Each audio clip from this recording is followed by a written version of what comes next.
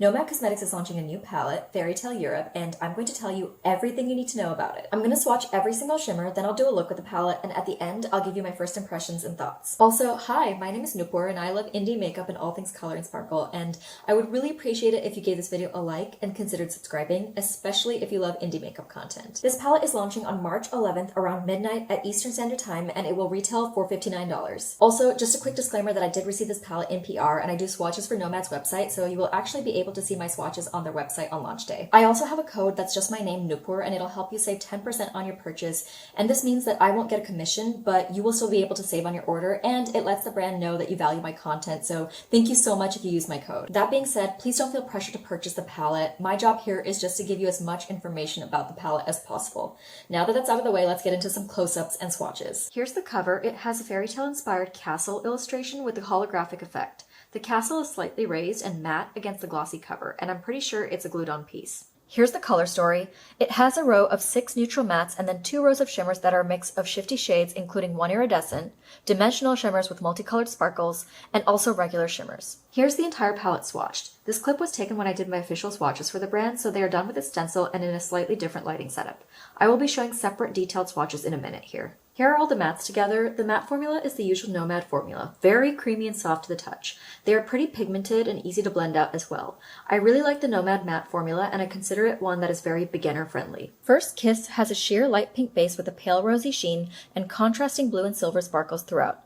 It is very sparkly and the blue sparkles shift to pink at an angle. It has a little texture to it but smooths out easily as long as you don't layer too much. This one did cause some fallout when I applied it. Fairy Godmother is a cool-toned hot pink standard shimmer. It's very pigmented and opaque and can't be sheared out too much. This one has a small particle size and is on the smooth side with a slightly dry texture. It's not as sparkly as the other shimmers in the palette. Prince Charming has a light gray base and shifts from a warm gold to green. It also has a hint of almost orange to it. It is very smooth and has a fine particle size. It's quite sparkly and reflective when built up. This shade was a little squishy in the pan. Wicked Fairy has a deep eggplant purple base with a purple sheen and blue sparkles that shift to purple. The blue sparkles are what make this shade sparkly. This one has a bit of a drier and crumbly texture. It has a medium particle size and stays a bit textured in the swatch when built up. The deep base means it can only be sheared out to a certain extent. It has a pigmented aqua base and shifts softly from green to a bluish purple. It's fairly shiny but not the most sparkly shade in the palette. It has more of a medium particle size and a slightly dry, crumbly textured finish. It would benefit from a tacky base to lay down smoothly. Magic Spell has a black base with the most minuscule, shifty red to orange to gold sparkles and also silver sparkles. You can only really make out the colors up close, so from a distance it just looks like a soft, black, sparkly shade. But the individual sparkles pop more when you shear it out. It is very smooth with an extremely fine particle size. Snow White is a standard iridescent that shifts from pink to orange to yellow and even chartreuse at a sharp angle. It is very sparkly and smooth with a small particle size. I do get a white cast on my skin tone when I build this up a lot. Cinderella is a lighter pink shimmer with a silvery frosty reflect, but it isn't shifty and is more of a standard shimmer. It is pretty sparkly though. It has a small to medium particle size with a slightly dry texture and smooths out pretty easily. Belle is a rich gold shimmer that is very much reminiscent of the ball gown she wears in the Disney movie. This is also a standard shimmer that does not shift but is fairly sparkly. The base is also super pigmented and opaque. It has a small to medium particle size and slightly dry texture that smooths out easily. Sleeping Beauty is a cool-toned purple shimmer with a gray base and multicolored sparkles. I mostly see pink, blue, and green, and I assume this is to represent the colors of the 3 fairies in the Disney movie. I mistakenly call this a holochrome later in this video, but that is incorrect. It just has a lot of multicolored sparkles. It is very smooth with a fine particle size and is the second and last squishy shade in the palette. And here's the pan after swatching just to show you how squishy it was. I really had to press into it to get pigment. Snow Queen is a deep, vibrant, and opaque sapphire blue. It's mostly a standard shimmer with the tiniest shift to indigo and a few special pinpricks of sparkle. This one also has that slightly dry and crumbly texture and would benefit from a tacky base. Little Mermaid is a vibrant electric coral standard shimmer. This has a slightly dimensional quality to it, though you can't really make out many multicolored sparkles. Again, this has that slightly dry and crumbly texture with a medium particle size. It can be smoothed out as long as you don't build it up too much, but I would recommend a tacky primer. For the look, I don't know exactly what I want to do, but I do know that I have to use a neutral matte. So I'm gonna dip into this shade here and just run that through my crease. And in case you're new here, the way that I do my tutorials is I'm going to be showing you the application on this eye, but I'll already have the step that I'm showing you finished on this eye. That way you can see as I'm building the shadow out what the end goal is. So like I said, I'm just running that through my crease, and well, I don't really have a plan for the shimmers. I should correct myself from what I said in the beginning, but I did know that I wanted to use this matte, especially because there were only neutral tones to choose from, because the tone of this eyeshadow is really quite lovely to me. It is a neutral shadow with a cool undertone, but I feel like it's such a flattering, cool undertone on me. I dipped in again, and what I mean by flattering on me is that I have warm olive undertones, so I feel like colorful cool tones really stand out. And oh my gosh, it's a little fiber, a little hair. Colorful cool tones really stand out on me and they look flattering, but when it comes to neutrals, sometimes I feel like cool tones can look a little discordant. Is that the right word? They look at odds with my skin tone. But I feel like this shade just, I don't know, first of all, it's really easy to blend. You know, I'm mostly just keeping it in the socket of my eye. I haven't even really started blending it upwards, but I feel like there's not too harsh of a line, and this is something that I really love about Nomad mattes. They practically blend themselves. And now I'm just running the shade on my lower lash line, mostly focusing it on the outer edge because I don't want it to get too deep on this inner part here. Now I'm going to take this shade for some depth, and I'm just fluffing that on the outer third of my lid like this, getting the bulk of the pigment here. Then I'm going to start feathering it outwards. And I'm really trying to keep it concentrated just on this outer edge and not bring it too far up into the crease.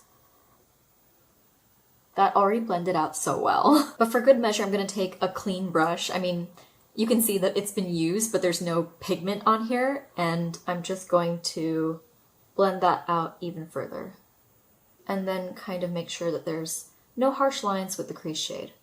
I dip back in with that first brush for a bit more pigment, and I'm just going to add it on the very outer edge, and I'm not really gonna like blend this out much. I'm just sort of tapping it onto the area where I want the depth to be a bit more intense, because I really don't want that depth to go too far out. Taking more of that same matte on this tiny brush, and I'm just going to fluff it along the outer third of my lower lash line, and then bring it up into that corner. It took me 5 years to figure out which shimmers to use, and it took me forever because I am trying to use as many shimmers as possible in today's look, just because I'm only doing one look for this video at least. Sometimes I'll do a second look with the palette, but it'll usually be for short form content, so for the look today, I just wanted to use as many shimmers as possible because this palette is so shimmer heavy. So I'm going to start with this shimmer over here, and this is going on the inner third of my lid. I like to put the bulk of the pigment here and then use what's left on the brush to kind of feather it outwards, just so that where the two shimmers meet, there's a good blend going on. I dip back in for a little bit more just because I feel like whenever you use a brush to pick up shimmers, especially shimmers as creamy as these, they tend to go on a bit more sheerly than they do with a finger. Then I really want to take this hollow shade for a test run, and I'm going to start applying that on the very center of my lid first, then start feathering it outwards a little bit, but not to the very edge of my lid. And then whatever's remaining on the brush is going to go towards the inner portion, meeting that first shimmer. I went back into that hollow shade, and then I'm just doing the same thing to make it a bit more opaque. Now I want to add a bit more depth on this outer corner with a shimmer to meet the depth of the matte, so I'm going to dip into this shade over here. I didn't pick up too much of this shade because it's a little textured, which is actually why I wanted to use it. I wanted to try it out on the lids because in my swatching of these shades, I just noticed it was a bit crumbly and I wanted to see how it applied to the eye. It actually applied pretty smoothly, and that could be because I didn't pick up too much of the shade, also because I was scared of getting fallout with this shade since it is a bit on the crumbly side, but it actually applied really evenly to my lid. The other two shimmers were very much on the smooth side with a very fine particle size, and I feel like on the eyes I can't even really tell the difference in texture between these three shades, aside from the fact that the middle one is a hollow, of course. I will say though that that hollow shade applied very sheerly, and I don't know if it's because it's a bit on the squishy side, but when I am moving my head away from the light like this is a terrible angle, but I can tell that it's just more sheer in the center of my lid than even this light shade over here. This one has a bit more of a base, and so I'm actually going to take my finger and reapply the hollow shade in the center. The problem though is with squishy shades like this, I feel like I don't typically get creasing, but if you are prone to creasing, applying more might worsen that. Two more shimmers to go, and the first one is going to be this shade over here. I took it on this tiny pencil brush, and it is going to go right over here. This is hard to do on camera without getting the mirror super close to my face. Adding another layer. This shadow has a very sheer base with pretty blue sparkles in it, and I figured since it's so sheer, I would be able to use it kind of like in this sort of inner corner area without it looking too deep, but it does have a little bit of texture to it, so it is a bit more prone to fallout, just like that shade I put on the outer corner here. But I think as long as you apply it with a careful hand, you won't get as much fallout, which I did not do. So I do have some sparkles over here, but the effect is so pretty because the shade has such a dimensional twinkle to it, and the blue sparkles against that sheer pink base really pop. And for the final touch, I'm going to take this beautiful multi-chrome over here. And as predictable as ever, I'm putting that in the inner corner and running it up through the swoop.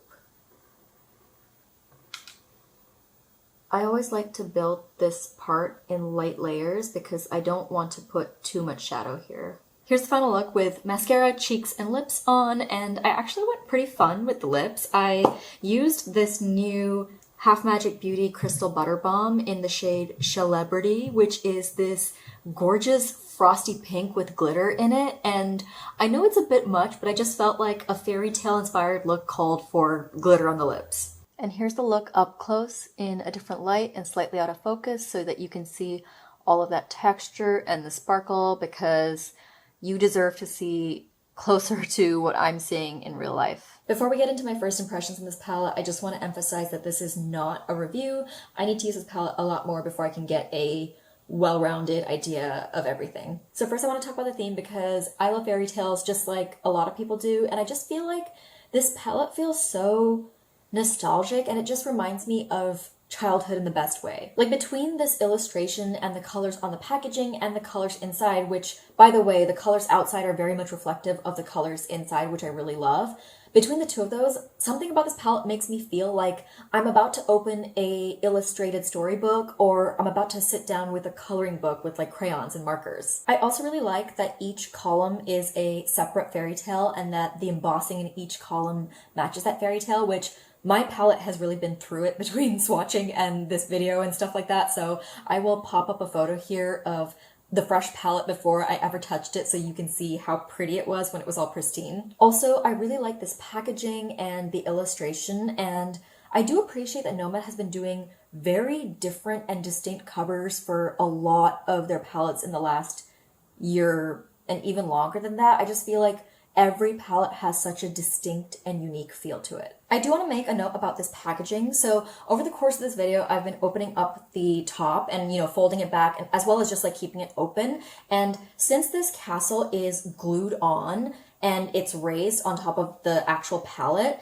the top part of this tower over here is already starting to lift off. And I just think if you're going to be using this palette a lot, and even if you're just opening the cover without flipping it back, this is probably going to start lifting off, and you just need to be aware and careful about that. I have to keep holding this palette at an angle just so that I can keep it in frame along with my face. But next I want to talk about the color story. So I am someone who does enjoy wearing neutral mattes with a colorful shimmer on the lid for my quick, everyday go-to look when I just want to get out the door. That being said, I prefer to do that with sheer shimmers and shifty shimmers, because I feel like when the shimmer has a sheer base, it's going to melt into the matte shade in the crease and the outer corner a lot better than something that's very opaque or dark.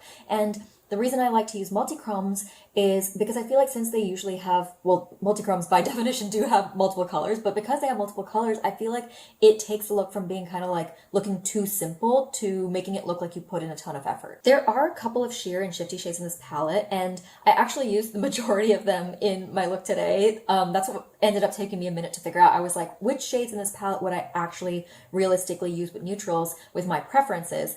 But the disconnect with this palette for me is that there are also some really opaque and bold colorful shades that I personally would not use with neutral mattes, like this sapphire blue or this vibrant pink or even this hot pink over here. And I'm not saying that you absolutely can't use those shimmers with neutral mattes, it's just not something that I would do. So for me, this palette is not like a one-stop shop. I would likely use this palette in conjunction with other palettes, which isn't a problem for me because that's usually how I do my makeup most of the time anyway. As far as the mattes go, you know that I really loved this shade over here that I put in my crease. I waxed poetic about it in the tutorial portion, so I won't talk about it too much right now, but I really, really like this shade. I like how deep this shade goes. I even love this gray shade over here.